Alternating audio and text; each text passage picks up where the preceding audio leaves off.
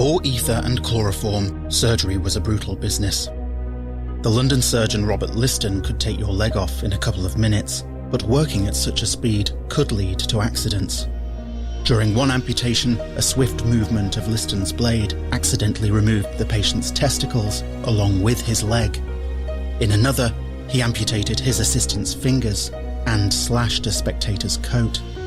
The patient and the assistant both died from infection, and the spectator reportedly dropped dead from shock. Whether this operation really did have a 300% mortality, it illustrates the point that anaesthesia didn't just benefit the patients.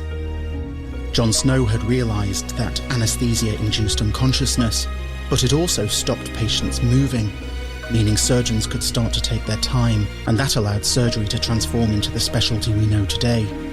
Anaesthesia has advanced too, but when it comes to inhaled anaesthetics, the gases might be different, but the principles are almost exactly the same. The debate over whether chloroform could kill by causing the heart to stop beating had raged for decades, and commission after commission had failed to convince some doctors that chloroform-induced cardiac syncope existed. My name is Matthew Heron, and this is Ether Or. It's the story of the history of anaesthesia, the gases we once used to put people to sleep, and how the safety of patients became central to a modern speciality. In 1911, doctors would finally get an answer about the dangers of chloroform, and as new inhaled anaesthetics were discovered, doctors would look for ways to objectively compare them, and they'd discover new 21st century problems. Chloroform had secured great popularity almost from the moment it was introduced.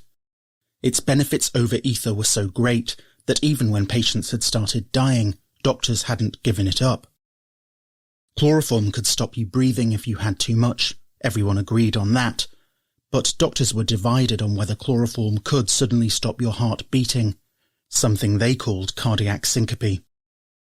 The committees and commissions that had revisited and re-examined the problem from the 1860s to the 1890s couldn't come to a consensus, and the debate had dragged on, with Scottish doctors telling the English that if they'd only give chloroform like they did, they wouldn't have a problem.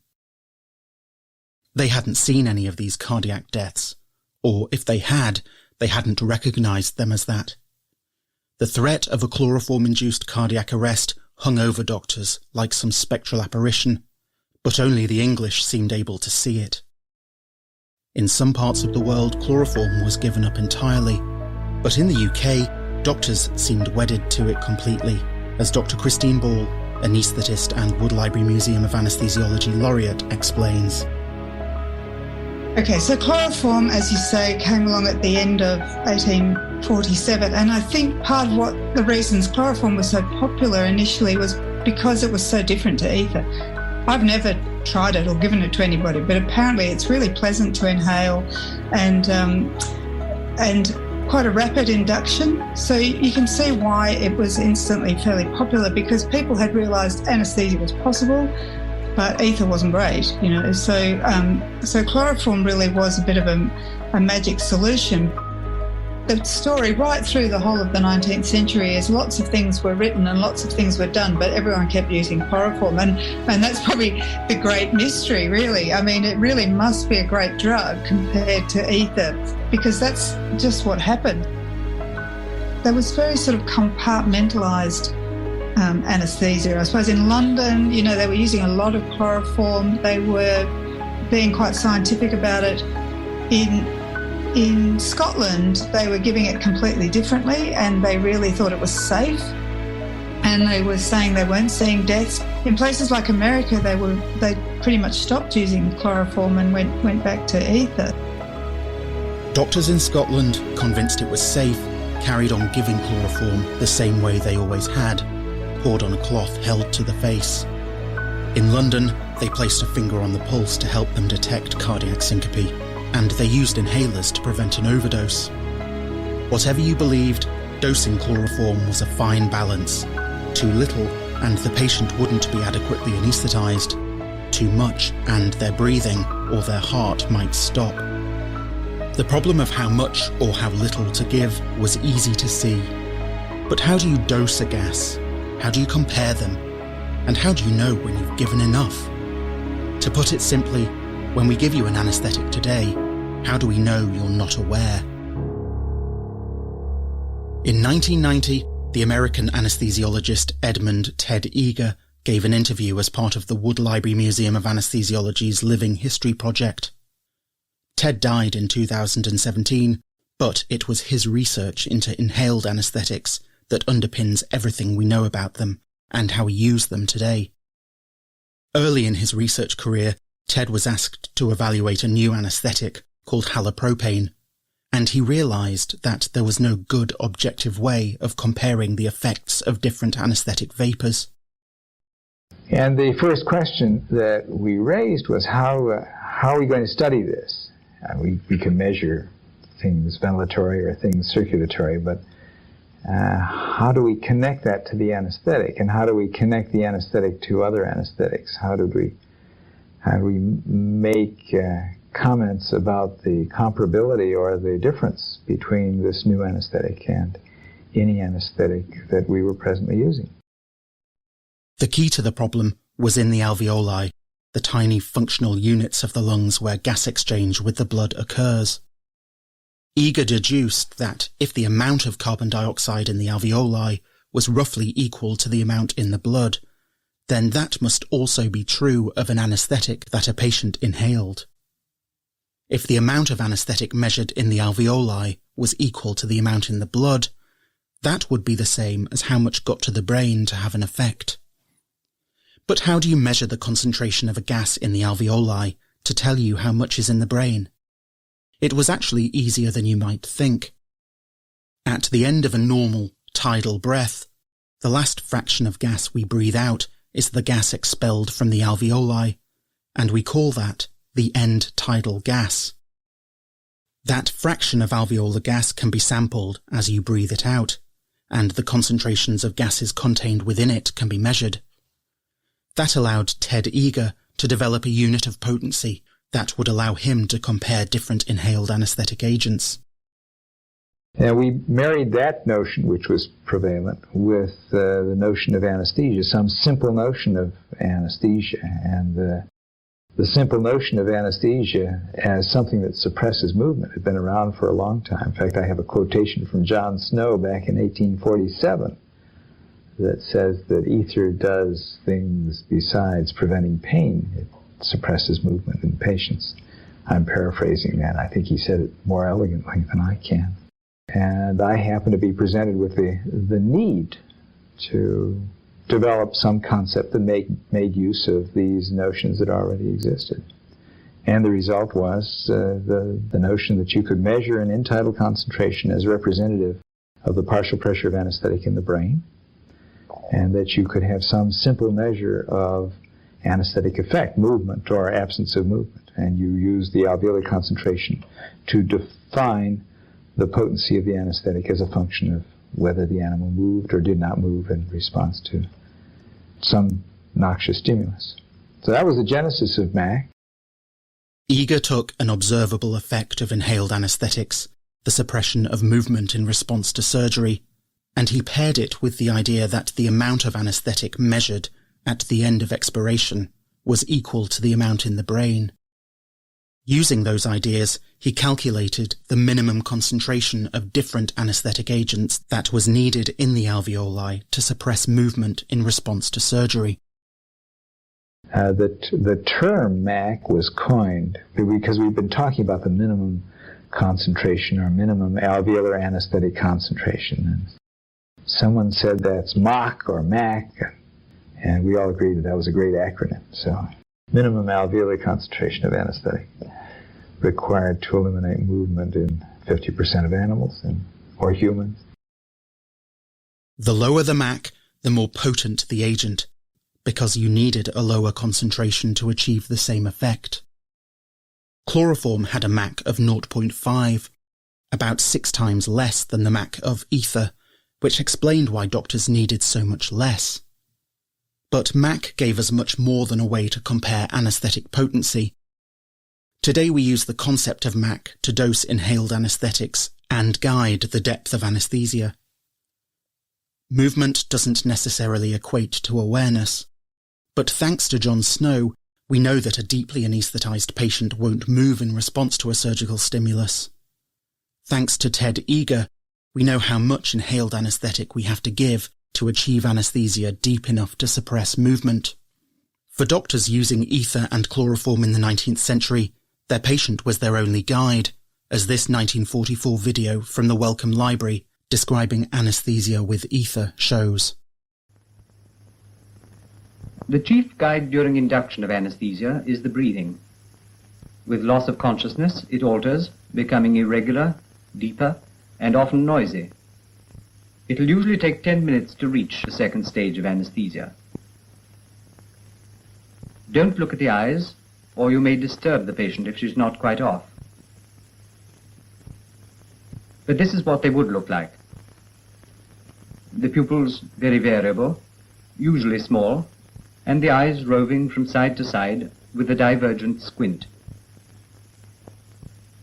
After another 5 minutes or so, there's a fairly sudden change to regular, so-called automatic breathing, which shows that she's down to the third stage of surgical anaesthesia. You will find the eyes fixed and central, with small pupils. The patient is now ready for operation. Listen always to the breathing. Any alteration in the automatic rhythm may be due to surgical stimuli in light anaesthesia, or, as in this case, to a change in depth of anaesthesia. In the 19th century, Ted Eager's work was still half a century away, so doctors had to make do with clinical signs to estimate how deeply anaesthetised their patient was, and how they gave chloroform would influence how quickly anaesthesia was induced. While Scotland had continued to give chloroform on a cloth, doctors in London were so anxious about the dual risks of overdose that they'd keep a finger on the pulse and watch the breathing while they slowly and progressively induced chloroform anaesthesia with inhalers to limit the dose. The slower they gave chloroform, the quicker they could pull it away if the breathing or the pulse changed. The Scottish method meant patients might inhale higher concentrations of chloroform, but that meant they'd induce deep anaesthesia quicker. Their critics argued that this placed their patients in greater danger, but in Scotland they weren't worried about overdose causing cardiac syncope, maybe because they induced anaesthesia so quickly that they missed the signs, or maybe they just didn't see as many cases. It was complicated, because not everyone who was given chloroform died, and healthy patients seemed to be most at risk. Doctors had also noticed that the early stages of anaesthesia seemed to be more dangerous. Once you'd got the patient off to sleep, the danger seemed to be over, and chloroform's contradictions underpinned the whole debate. Almost 65 years after chloroform anaesthesia had been introduced, they'd finally get an answer that would prove that when it came to chloroform, overdose wasn't the only problem. Alfred Goodman Levy had been the resident anaesthetist at Guy's Hospital in London in 1903. His interest in chloroform had led him to conduct experiments in cats in 1911, but the results he saw didn't seem to fit with the theory that an overdose of chloroform could cause the heart to suddenly stop beating.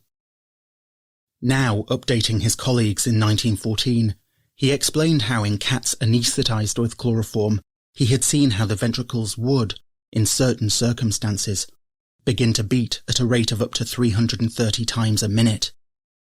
Sometimes the heart would return to a normal rhythm, but sometimes these abnormally rapid heartbeats, or extrasystoles, developed into ventricular fibrillation, a fatal abnormal heart rhythm, and the cat would almost instantaneously be dead.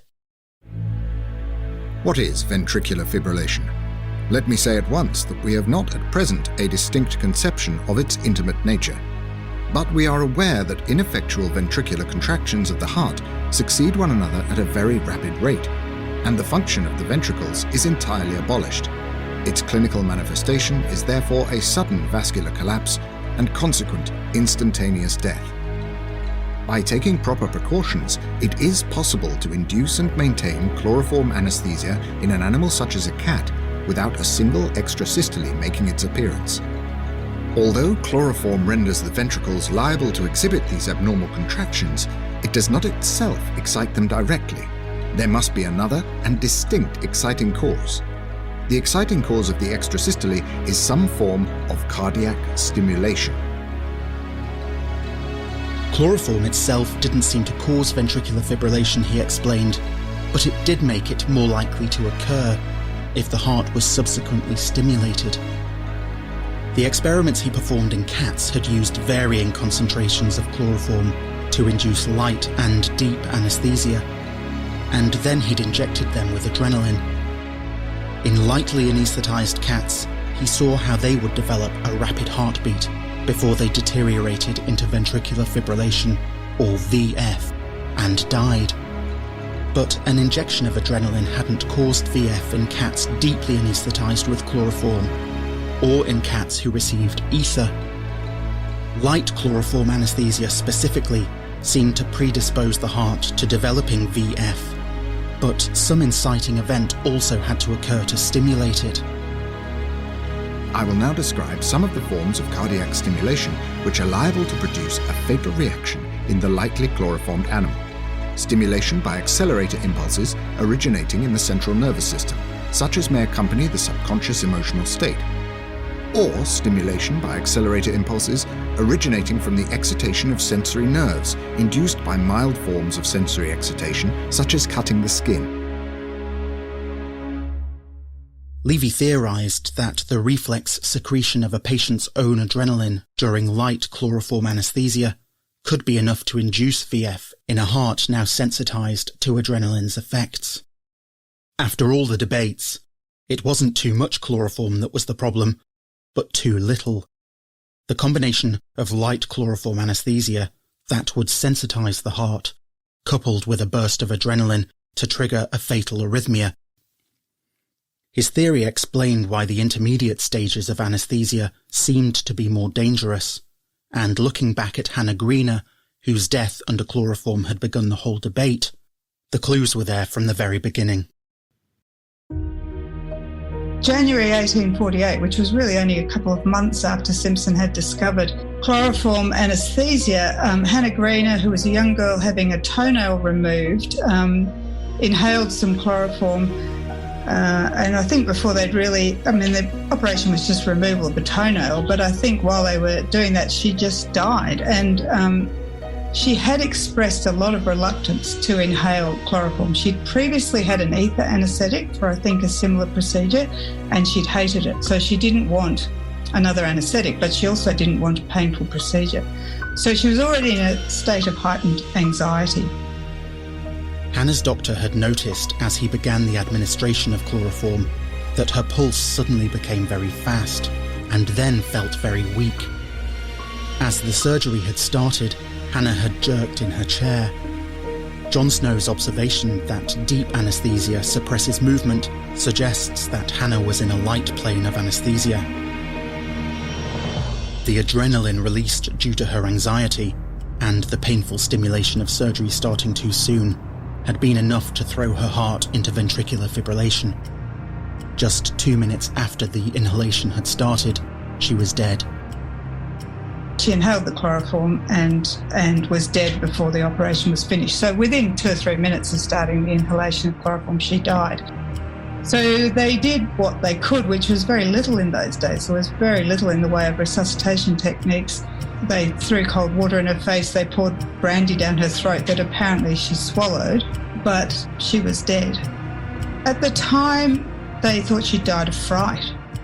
I think there was a genuine feeling that she was so scared that that's what had killed her, and that was certainly something that was perpetuated over the following months. As people started to die from chloroform, they really did think some of them had died of fright, and I guess that sort of makes sense because in a way they had. We know now that light chloroform anaesthesia combined with anxiety will cause VF, but they didn't know that. Levy's work had shown how a patient lightly anaesthetised with chloroform, not conscious, but not so deeply anaesthetised as to be unresponsive to surgery, was in a perilous position. And it explained the differences in experiences between London and Edinburgh too. Levy agreed that limiting the dose of chloroform was important to keep the patient breathing. But in London, the fixation on the dangers of overdose had led to another risk. As they gradually induced anaesthesia, believing this was safer as it allowed them to closely monitor the breathing and pulse, their patients spent longer in the intermediate stages of anaesthesia, where paradoxically a fatal cardiac arrhythmia was more likely to occur. In Scotland, they confidently and quickly induced deep chloroform anaesthesia, with larger amounts of chloroform on a cloth. So bizarrely, their refusal to accept that cardiac syncope even existed may have protected their patients, because they achieved deep anaesthesia quicker. An essential part of my theory is the fact that deaths by ventricular fibrillation occur only in the lightly anaesthetised subject, and hence it stands in clear contrast with the accepted explanation of death under chloroform by overdosage. The theory of death by overdosage has, in my opinion, been a most deplorable one for humanity. I would urge those who still continue to lay exaggerated stress upon the risk of death by overdosage that they assume a grave public responsibility in regard to the perpetuation of chloroform fatalities. Doctors in Scotland had been right that too much chloroform didn't cause cardiac syncope. But doctors in London were correct when they asserted that cardiac syncope under chloroform did in fact exist, even if their method of giving it made it more likely. The question of chloroform-induced cardiac syncope had finally been answered, and doctors on both sides of the argument could say that they were correct.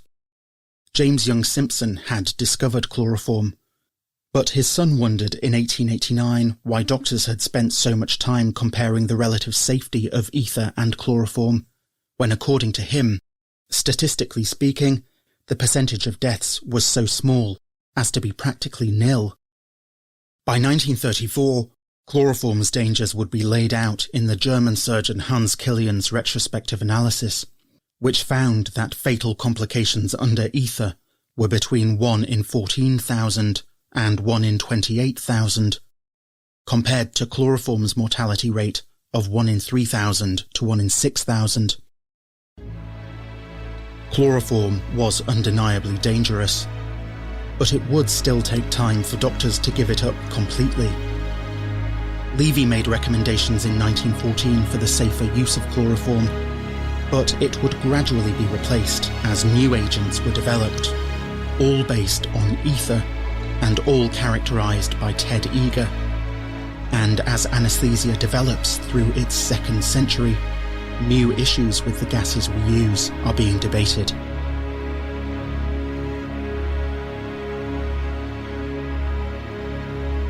We have instruments located at various places in the world, and they do continuous measurements, meaning one measurement every 2 hours or so. And then we end up with a little tiny sample of highly concentrated compounds that we then measure by gas chromatography and mass spectrometry. So those are the in situ measurements that we conduct.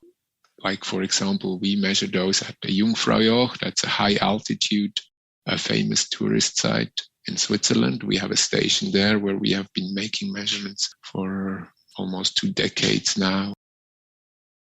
Ted Eager had sampled gas from the lungs in his research into the uptake, distribution, and potency of inhaled anaesthetics. Now, climate scientists like Martin Vollmer from the Swiss Federal Laboratories for Material Science and Technology are sampling the air high up in the Swiss Alps, and they can measure anaesthetic gases even at 3,500 metres. Perched at the top of Europe, the Sphinx Observatory, crowned with the mirrored dome that houses its telescope, is also home to the equipment Martin and his team use to sample atmospheric air to measure trace gases that contribute to climate change. Gases like isoflurane, sevoflurane, and desflurane, the anaesthetic agents we use today. we looked at the 4 all at once. We knew that halothane was used in the past, in the 50s, 60s, and then gradually disappeared from usage. So we thought, we would like to look at that too, because halothane is a molecule that contains bromine, and bromine is a very strong ozone depleter in the stratosphere. So that was the incentive. And then we looked at that together with the fluorines. Global warming potential, on one hand, is the strength at which it absorbs infrared radiation. So the potential on how strongly it warms up the atmosphere. And that's a relative unit that we use compared to CO2 on a mass basis, on a per kilogram basis. And a lot of these compounds, particularly desflurane, has a very high global warming potential. It's about 2,500. So that means 1 kilogram of desflurane has about the same effect as 2,500 kilograms of CO2 put into the atmosphere. And so that's why we talk about potent greenhouse gases. Halothane is much less, and sevoflurane also. Isoflurane has, I think, about a GWP of 500. Connected to that a little bit is also the atmospheric lifetime. That's basically the time a compound resides in the atmosphere. If you were to put a whole bunch of these compounds out into the atmosphere, how long does it take until it disappears, or until half of it disappears? And that's the atmospheric lifetime. And for that, desflurane is the compound that has the highest lifetime. It's about 14 years. So in other words, it stays for a rather long time in the atmosphere. The trends Martin has observed show an increase in the use of desflurane, which is the most recently introduced inhaled anaesthetic. And although the amounts of anaesthetic gases detected in atmospheric air samples are measured in parts per trillion, the global warming potential of the agents means their impact is significant. There's a bit of a community who fights all these fluorines, inhalation and anaesthetics, for various reasons, environmental reasons, like what we've found, the impact on global warming, and for cost reasons. Apparently, desflurane is exorbitantly expensive. Jody Sherman in the US, she's working in anesthesia, and she's very active in trying to ban these fluorines, particularly desflurane. And there are papers out who say desflurane should disappear, things like that. The environmental implications of inhaled anaesthetics and what to do about them are being widely debated. But it's a problem healthcare needs to consider more widely, from providing infrastructure to encourage active transport to and from hospitals, to the amount of waste hospitals produce, and how hospitals get rid of it. We've used inhaled anaesthetics since the birth of modern anaesthesia, but what their role will be in the future is up for debate. When Ted Eager was interviewed in 1990 for the Wood Library-Museum of Anaesthesia's Living History project, he was asked about his predictions for the future of anaesthesia. I'd say that the future will hold the development of new agents, both in the field of inhaled anesthesia and in the field of other drug administrations. The new agents, as far as I can tell for the immediate future, will be those that produce their effects in a more controllable fashion. What we'd like to have, perhaps, is not something we will have, which will be agents in the inhaled arena that will not produce the depression that we're used to today. We'd like to have something perhaps like ether, but I don't think we're apt to find that.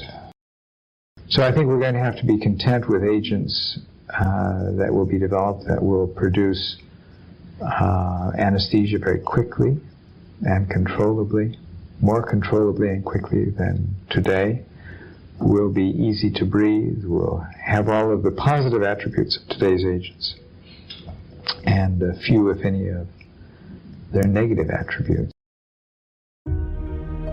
I suppose if we were asking that question today, we would add minimal environmental impact to his list as well. As chloroform's dangers were finally realised, doctors would return to ether and nitrous oxide.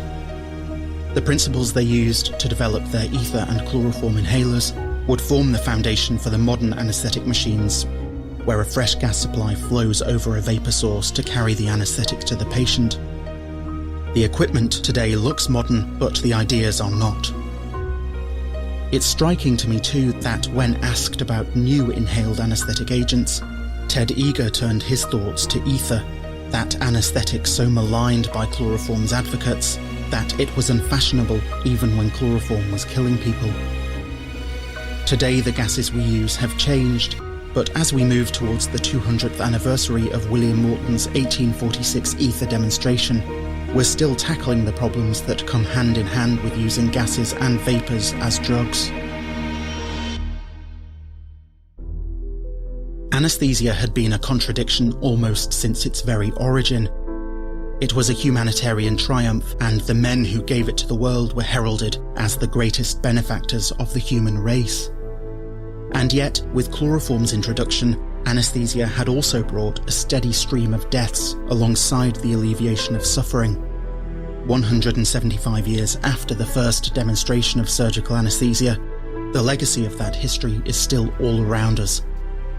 Chloroform has left us with a subconscious anxiety about the consequences of our actions, and a speciality that tries to assess and interrogate the safety of what we do.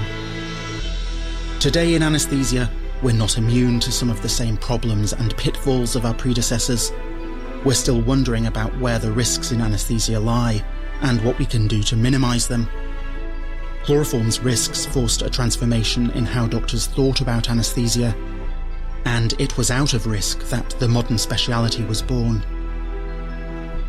But it's William Morton's ether demonstration that's remembered, recreated and reimagined by artists ever since. It's from ether that we've inherited the inhaled anaesthetics we use now, and it's the problems of ether's descendants that we're now trying to solve.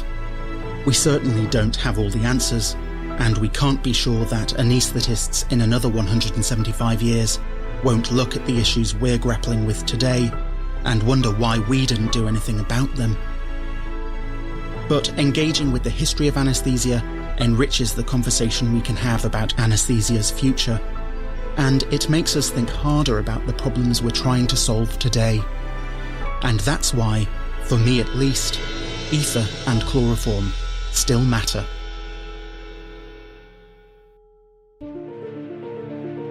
Thanks to Dr. Christine Ball and Dr. Martin Vollmer for their expertise. The voice of Alfred Goodman Levy was provided by Max Dowler. The extracts from Dr. Edmund Ted Eager's interview were courtesy of the Wood Library-Museum of Anaesthesiology. You can watch the interview in full on their website, woodlibrarymuseum.org. The audio you heard describing ether anaesthesia was courtesy of the Wellcome Library. You can find more information about the risks of anaesthesia from the website of the Royal College of Anaesthetists, rcoa.ac.uk. Our music was composed by Nicola Chang, and this episode was written, recorded and edited by me, Matthew Heron. Please rate, review and subscribe to Ether All. It helps other people find the show. Thanks for listening.